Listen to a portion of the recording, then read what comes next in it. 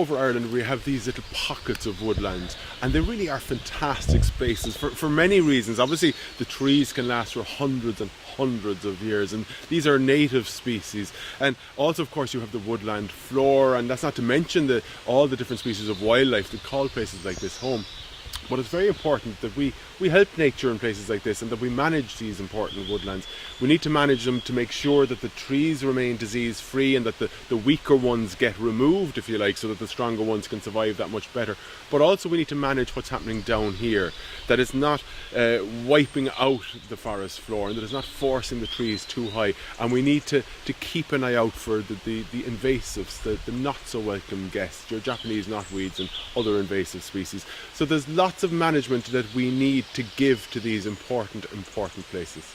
Now this is another area in the same woodland, but this is different because Neil Vaughan and his crew of professional tree surgeons have been in here managing this part of the woodland. They spent a few months in here. Now what they've done is several things. Where I'm standing now was completely inaccessible because you had laurel hedges and laurel plants up this high, right? So that's all been removed, and as you can see, you've got this gorgeous space, and sunlight is getting in here for the first time in God knows how many years. What the laurel was doing, it had formed a monoculture, so nothing else could grow on the floor here. But also, because it was reaching for the sunlight, it was pushing the branches of the trees up as well. So you were left with these long spindly stems with the crowns up here, and that was making them very unstable. They wouldn't have survived for that much longer. And now looking at the forest floor, I mean everywhere, just looking around here, I've wood anemones, I've dogtooth violets, I've beech seedlings, I've some honeysuckle, various different fern species. I even see a little bird's egg, and just the primroses, foxgloves. There's loads of things all around me. Life is coming back into this area because of a bit of careful management. Now it doesn't all end there. You can't just come in once, clear it and walk away. This is going to need ongoing management, but my God, the rewards are fantastic. Other things that Neil has done in here is he's removed some of the weaker trees that weren't going to survive for much longer, and they were only interfering with the other trees. They might have been harbouring diseases and things like that as well. But also there were some things that we didn't want in here at all, like the leylands and some other unnecessary conifers growing here. And again, they were just behaving like thugs, if you like. They were just bullying and creating again these monocultures. So they've been removed, and now we have stands of beech and of oak, and some of these trees are over 150, 160 years old, and I think when you think of them in those terms, it's incumbent upon us that we do our best to ensure that their continued survival. So a bit of careful management, and we're creating just oases of biodiversity.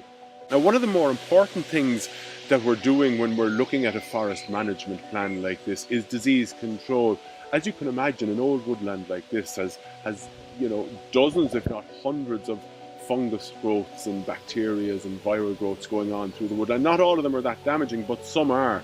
And you'll see here where Neil has left this stump of what was a birch tree. Now the reason he's left it is because there was quite a lot of fungal growth on it. Now the tests haven't come back to show whether it was honey fungus or phytophthora or what it was. But the reason he's left it is to keep it all in this one area, because by removing the stump, what you're doing is the fungus is going to look for other host trees around the place. So leaving it there, you're keeping it in the one area, and it's very, very controllable. These are the kind of things you need in a good woodland plan. So you need to work with somebody who knows what they're doing. This is like a living trampoline. This is what hundreds of years of moss and leaf growth and humus and undisturbed soil does. It's really, really bouncy. And of course, this is the best of soil now that there's sunlight coming in here again, for all these wonderful plants to colonize again. But one of the other species that they're anxious to get to recolonize this area isn't the plant in the plant kingdom at all, of course. They want to bring the owls back here, and how they intend to do that is by reintroducing frogs, and then hopefully the owls will follow.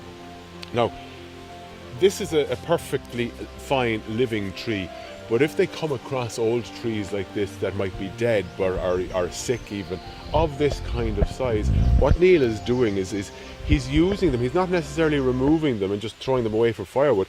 He's using them to become, even though the tree is dead, to become a refuge for life in the woodland.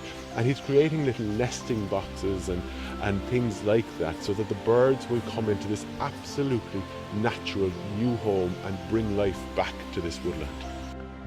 So you need a project like this. It could be largely self-financing, couldn't it? All could, yeah, you could recoup an awful lot out of it. Up there now we had 20 lots in Cyprus, and we milled them into 1.5 kilometres of coastal rail. Fencing, but the timber that came up could be used for fencing around the farm. Exactly, yeah. Excellent.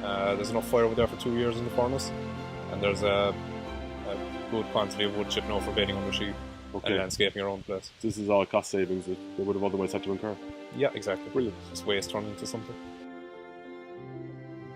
Every woodland in Ireland is different, isn't it? Everything's going to have different needs, and they're all little ecosystems and little universes all of their own. So, I mean, everything is going to need a different plan. So what should somebody do if they have a lovely woodland area like this? Just give me a call, I can go and assess it, and we'll make out a plan that has a start, middle, and end. Okay.